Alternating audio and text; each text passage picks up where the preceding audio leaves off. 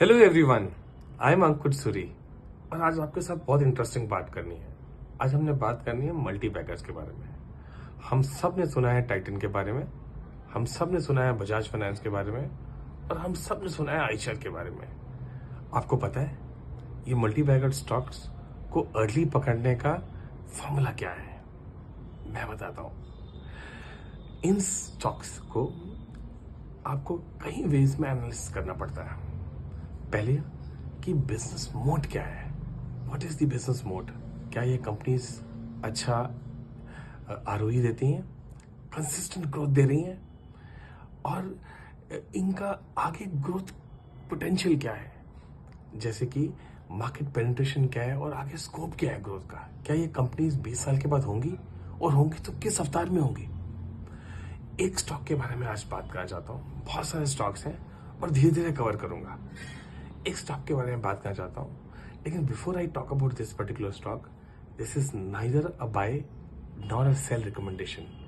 It is just a knowledge sharing where you could observe what I am saying, take a decision on the basis of the consultation of your financial advisor before buying or selling this stock.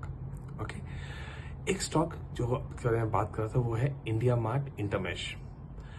ये stock जो है, पहली बात तो ये stock एक अच्छे business में है और इसका कोई कॉम्पिटिटर नहीं है। जैसे हम चाइना में अलीबाबा की बात करते हैं, जहाँ B2B सेगमेंट में हम चाहते हैं कि ट्रेड हो, मतलब बायर्स और सेलर एक दूसरे को फाइंड कर सकें।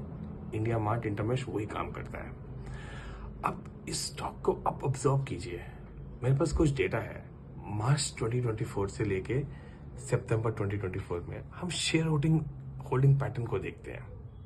प्रमोटर में कोई चेंज नहीं है, मतलब 49.21% था, मार्च में भी वही था, जून क्वार्टर में भी वही था, सितंबर में भी वही है। मतलब प्रमोटर ने कोई होल्डिंग अपनी बेची नहीं है।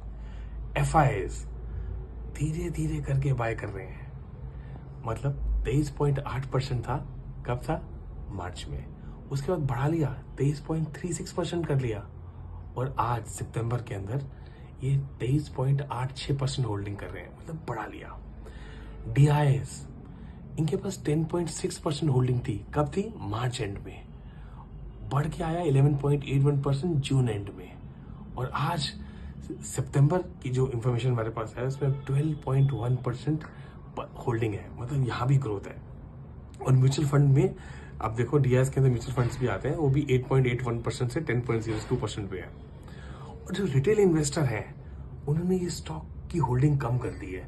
17.11% जो मार्च में थी 2024 में, उसे 14.83% पे ले आए हैं। इसका मतलब जो वीक हैंड्स है इन स्टॉक को बेच रहे हैं और स्ट्रॉन्गर हैंड्स में ये स्टॉक आ रहा है। अगर आप इसकी फाइनेंशियल्स भी देखते हैं तो रेवेन्यू में भी ग्रोथ है, उसके साथ साथ प्रॉफिटेबिलिटी के अंदर भी ग्रोथ है। आप इन स्टॉक्स को, ये ऐसे न्यू एज स्टॉक्स हैं जो रेगुलरली प्रॉफिटेबल स्टॉक्स हैं, जो लॉस नहीं कर रहे हैं। ठीक है, आप इन स्टॉक्स को ऑब्जर्व कीजिए और मुझे कमेंट सेक्शन में बताइए कि मैं आपको किसी और स्टॉक के बारे में बताऊं जो आपके फॉर्च्यून्स को बदल सकता है इन 10 to 15 ईयर्स। आपको ये वीडियो कैसा लगा मुझे कमेंट सेक्शन में बताना, और मैं क्या कोई और इंटरेस्टिंग वीडियो बनाऊं किसी और स्टॉक पे, please mention it. Thank you very much for watching.